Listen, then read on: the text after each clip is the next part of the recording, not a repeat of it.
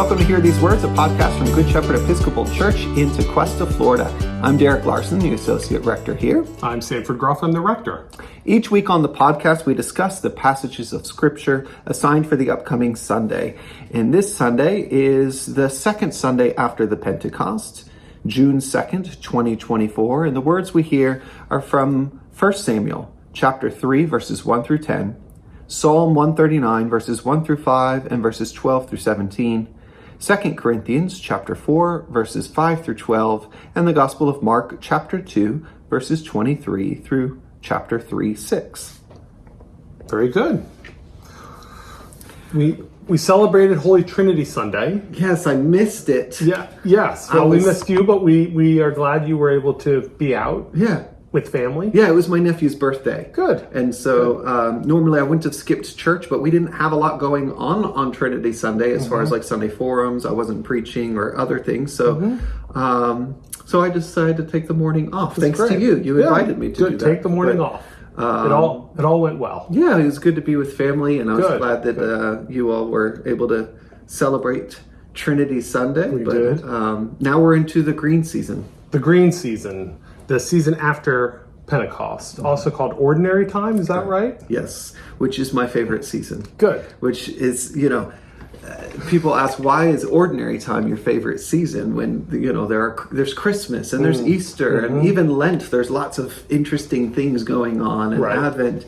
And I love all of those, but Ordinary Time, I am someone that loves regular rhythms.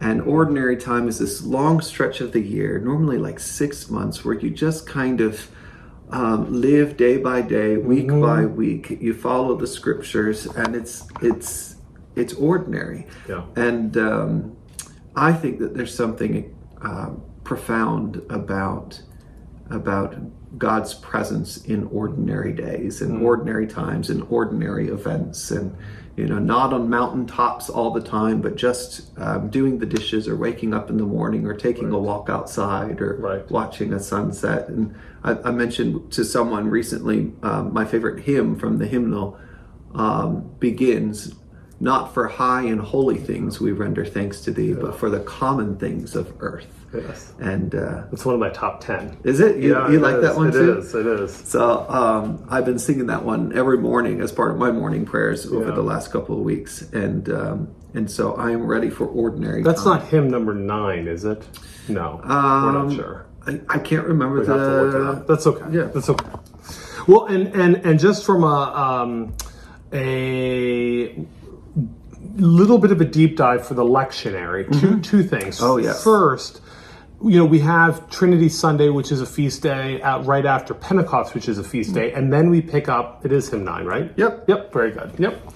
The top 10 I should have memorized, right? Yeah. So we pick up now in this ordinary time with the season after Pentecost, but it's a little confusing because of Easter being a feast that moves each year. And so some years we will have Pentecost actually in June. And so we won't start our season after Pentecost until the middle of June, but we're starting it now at the beginning of June. So the way that the lectionaries have set it up is they use what's called propers. So we have proper 1, proper 2, proper 3. This week we are entering in on proper number 4. That's right. The Sunday closest to June 1st. So when you're looking at it, it's a little confusing. You might want to just Google, or if you've got a liturgical calendar, it's a great way just to get yourself oriented to which proper we're starting on. And the second thing from the lectionary is that in this year, year B, we have a choice. And the choice is between 2 different tracks. I don't know, do we have a choice every year? I think so, yeah. We have a choice every year. So there's track 1, which is the continuous lectionary. And what that is the Old Testament reading typically looks at a book, and just the lectionary writers take us through a good portion of that book in a, pretty much sequential way. Right. The second track is also called the thematic track. And so what we do here at Good Shepherd is we choose one track or the other, and we stick with it for the whole season. Summer. Right. And so we've chosen this year to do track 1. So we're going to do the continuous track. We're going to be reading the book of Samuel, 1 Samuel. And I think we actually get into 2 Samuel later on. And we'll leave the thematic track. I think you've done that in the last couple of years. I think we've used both in the good, past. I can't recall off the top of my head which one we did last year. But yeah, I think that there are benefits to both. I think the thematic path, well, I'll have to go back and do the research. I'm trying to remember which one came first and then which one was adapted. But it will be great to be in track one that is more sequential, so that every week you can kind of hear the next part of the story, hear the next part of the story, hear the next part of the story, instead of just jumping around all over the Hebrew Scriptures. And then the psalm we get is always going to be somewhat thematically connected to the Old Testament reading, the first reading. So, and the second reading and the gospel, though, are the same across both tracks. Yes, that's right. So the only thing that really changes between the two tracks is the Old Testament and the Psalm.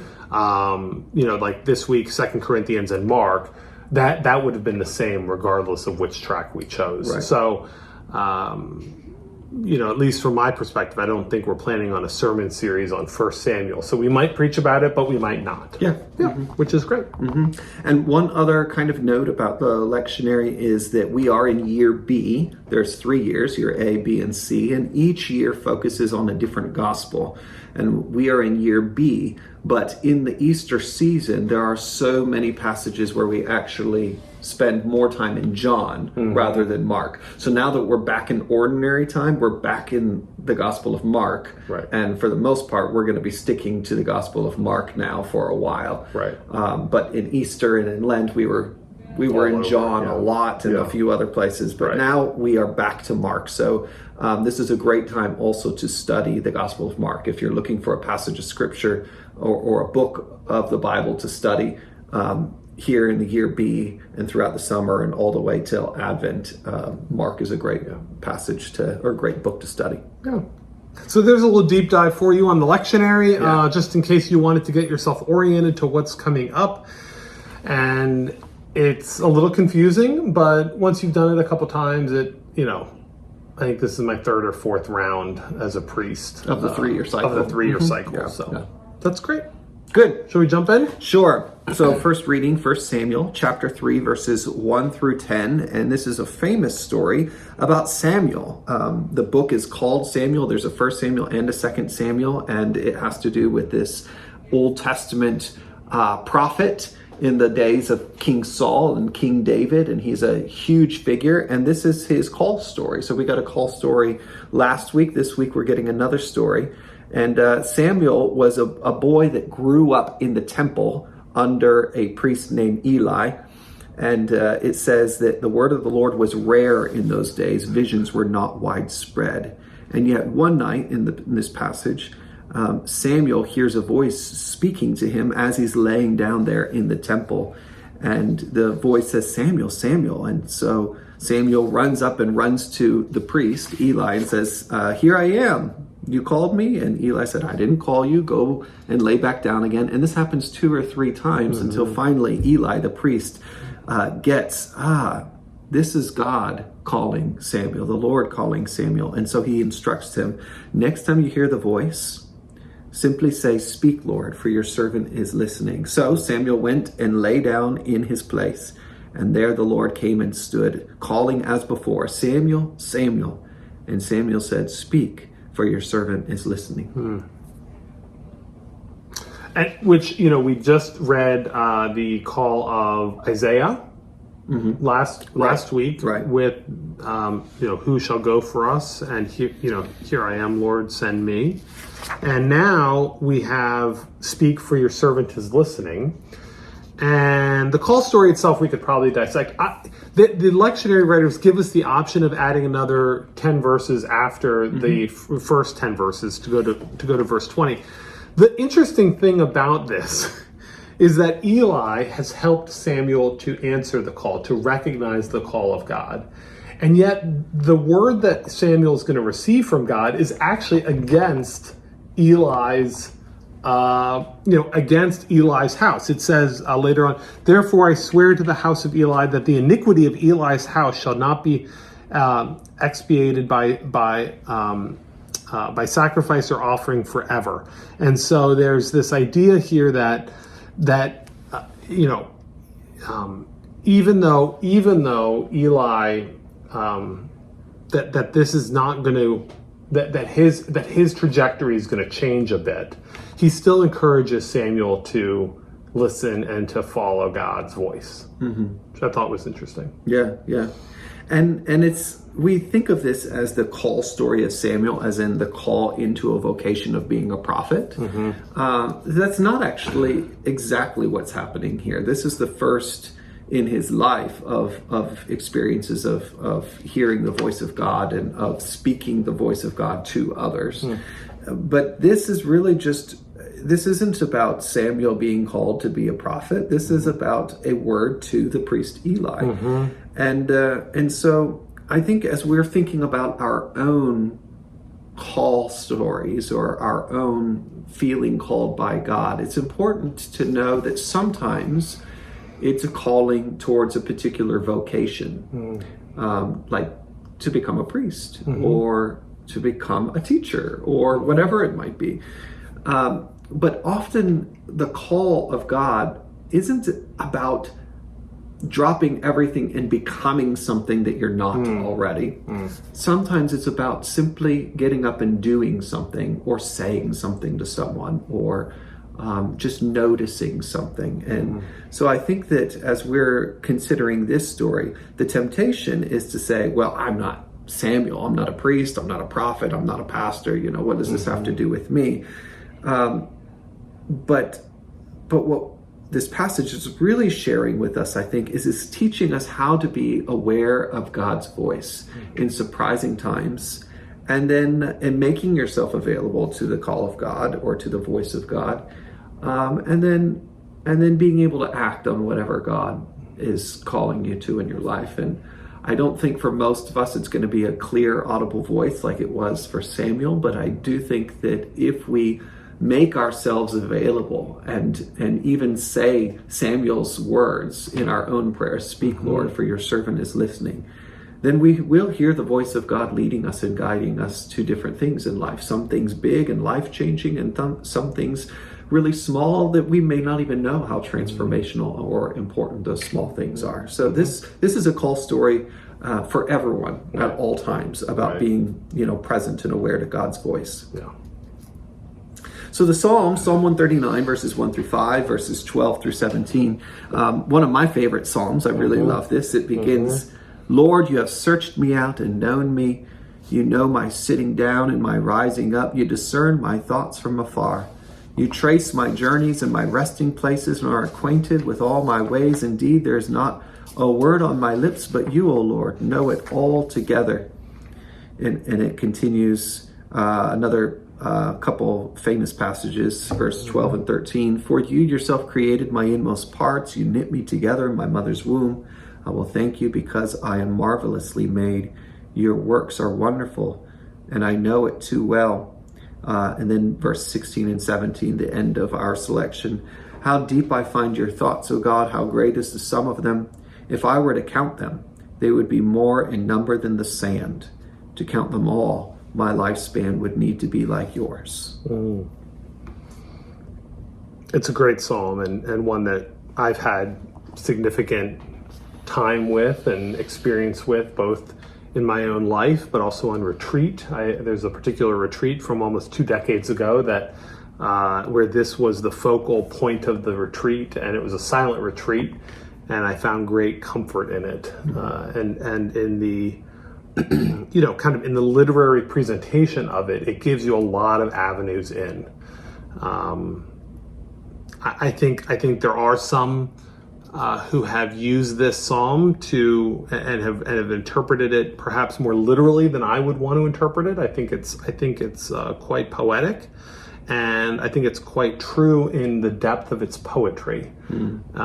I wouldn't necessarily use this, for instance, and read this biologically. Yeah, I think that the psalm is about how intimately and completely God knows us. And yet how little we know, and how little and incompletely we know God. It begins, you have searched me and know me. You know my thoughts from afar.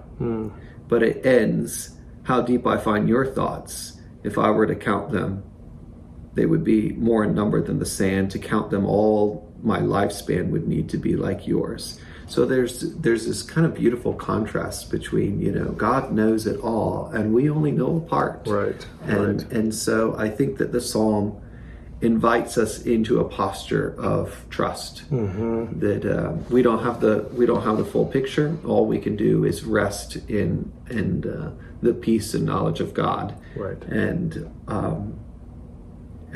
trust that God has us in God's hands. Yeah.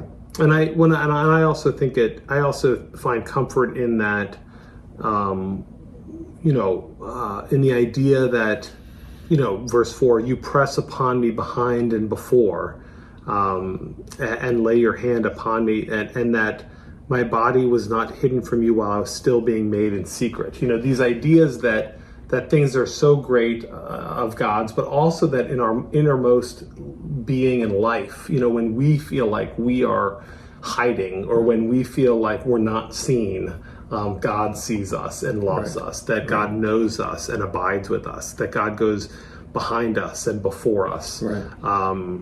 And that there's really not a way of being alone, but that we belong.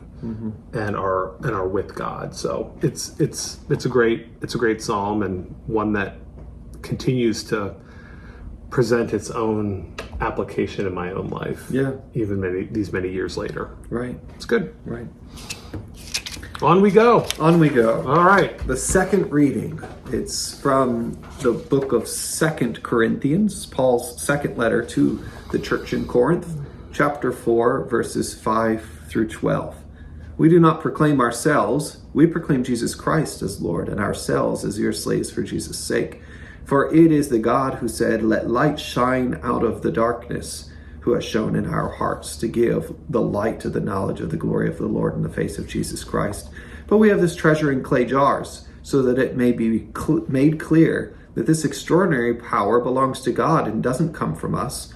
We're afflicted in every way, but not crushed, perplexed, but not driven to despair, persecuted, but not forsaken, struck down, but not destroyed, always carrying in the body the death of Jesus, so that the life of Jesus may also be made visible in our bodies. For while we live, we are always being given up to death for Jesus' sake, so that the life of Jesus may be made visible in our mortal flesh. So death is at work in us, but life in you. So I have to say, this passage transports me to the 1990s contemporary Christian music scene. Okay.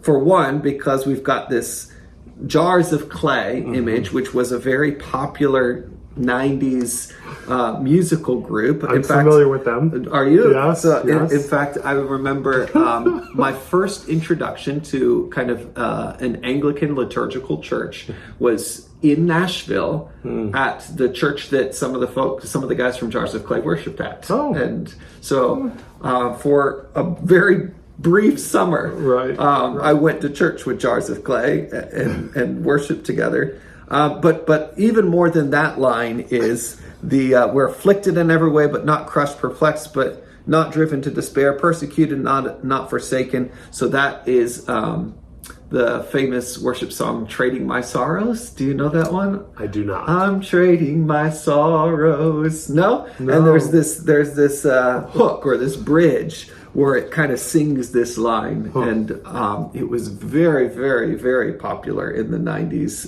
for contemporary Christian youth groups and singing worship songs. And I could still pick up a guitar and play that. I haven't played it in decades. Right. So I wish we had a guitar in here. We could have you demo that for us. Yeah.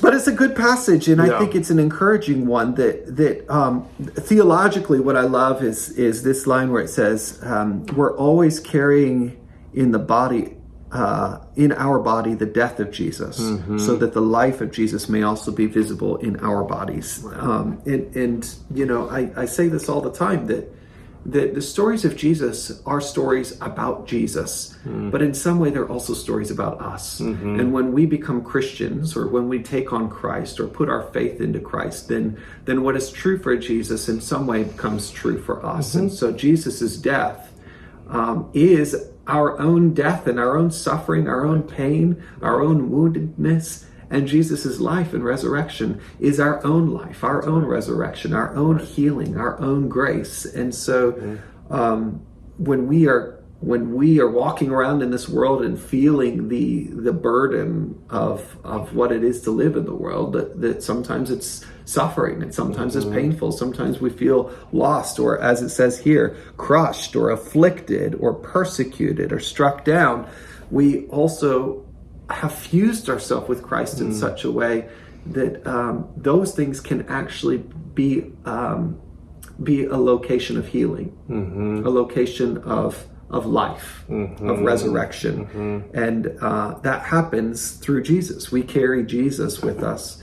And so as we carry our own pain, we also carry, the life and healing of Jesus. Right. I love that. And I can't help but to get really theological. I mean, Paul's letters tend to lend themselves to deeper theological reflection. And for me, even though he doesn't mention it here, it is the cruciform life, to follow Jesus and to look at the cross of Christ as both inviting us to participate in his death and an invitation to participate in his resurrection. And so the cross for me becomes this symbol, this sign almost of what life in Christ, in Jesus, and in following Jesus looks like. And that is a participation in the divine life that is not I want to say not straightforward, and what I mean by that is it is not singular in its movement. It is actually quite.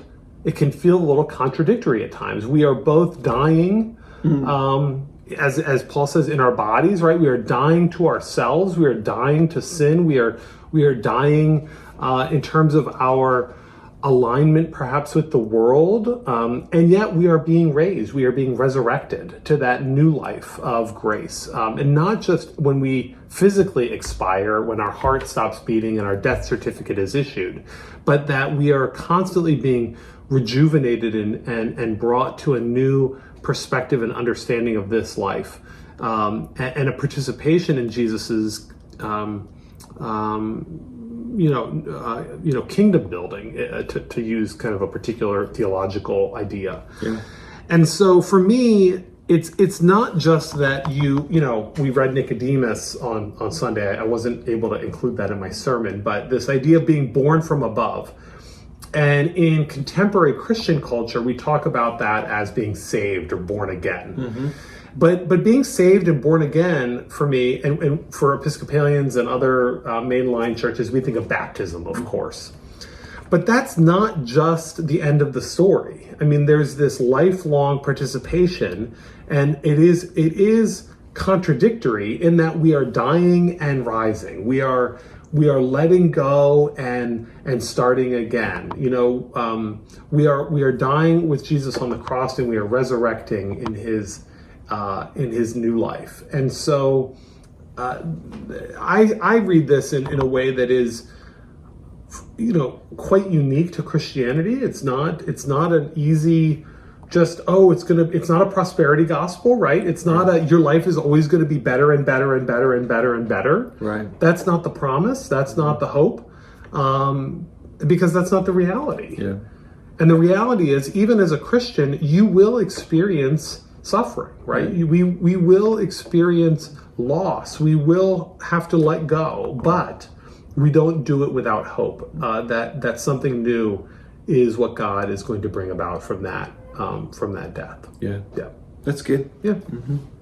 Little heavy for a Tuesday morning, but it's okay. That's right. It's Paul. The gospel. The gospel. One more reading. The Gospel of Mark, chapter 2, verses 23 through chapter 3, verse 6. And the passage is about the Sabbath. One Sabbath, Jesus and his disciples were going through the grain fields, and as they made their way, his disciples began to pluck heads of grain. And the Pharisees said to him, "Look, why are you doing what's not lawful on the Sabbath?" And so Jesus kind of remarks to them, "Haven't you heard David and his companions even ate the bread of the presence, which wasn't lawful, and yet he did that?" And then he has this important line to the Pharisees: "The Sabbath was made for humankind, and not humankind for the Sabbath. So the Son of Man is Lord even of the Sabbath." Then it continues into the next story, where he entered into a synagogue, and there was a man with a withered hand, and everyone watched to see whether he would cure him, because it was the Sabbath, and that would be considered work. And Jesus calls him forward and asks everyone, "Is it lawful to do good or to do harm on the Sabbath, to save life or to kill?" And everyone was silent. And he looked around at them with anger and was grieved at their hardness of heart, and said to the man, "Stretch out your hand." He stretched it out, and the hand was restored. And the Pharisees went out and immediately conspired with the Herodians against him, how to destroy him. So it's a passage about the Sabbath, and there are a number of different angles we could take in this passage. We could talk about legalism, we could talk about the spirit of the law, we could talk about how religion and spirituality are supposed to be life-giving and not death-dealing. And so if our religion or if our spirituality is kind of handing out death to people, or kind of, proclaiming illness rather than healing, then we know that we've got something a little bit wrong here. So Jesus is pointing to that. But I don't know what I'm going to preach on yet this week, but I'm really dwelling with this idea of Sabbath, and that we are in a very different context from Jesus in this passage. There's always a bit of translation that goes between reading what was happening in Jesus's day to what's happening in our day. So how does Jesus's words connect to our day? And in Jesus's day, there was a very rigid and particular way of observing the Sabbath, which meant on Saturday you weren't doing any work, and you were only walking a certain distance. You weren't doing things, and you were worshiping. And so Jesus is speaking to a context where people had become so rigid about what it meant to keep Sabbath that they were actually obscuring sort of the meaning or the purpose of that tradition, that law. We are in a context where there's essentially no observance of Sabbath. We have Saturdays, and people sometimes have off on Saturdays, but often find themselves working anyway. We're a society where people often don't get a lot of rest, depending on the time of life that they're in. We don't observe the law of the Sabbath. And so the question for me is, okay, this is what Jesus said in his day. If Jesus was walking among us today, what would he say to us about our observance of Sabbath? And I don't know the answer to that question, but that's the question that I'm kind of reflecting on and wrestling with this week, and wondering if there's something here for us in our day about rest and about work and about Sabbath being made for us, and yet us not observing or using Sabbath very often. Right. So we don't have a sense of what Jesus, guess what Jesus is thinking right now. It's a great question. It's a great question. And I my impulse and my instinct is to say, well, we need to reclaim rest. We need to reclaim, and for us in the church, it is both rest, but it is also time in worship to be fed. So it's both and. It's not just a totally hands-off, blank time. It's not a silent retreat necessarily.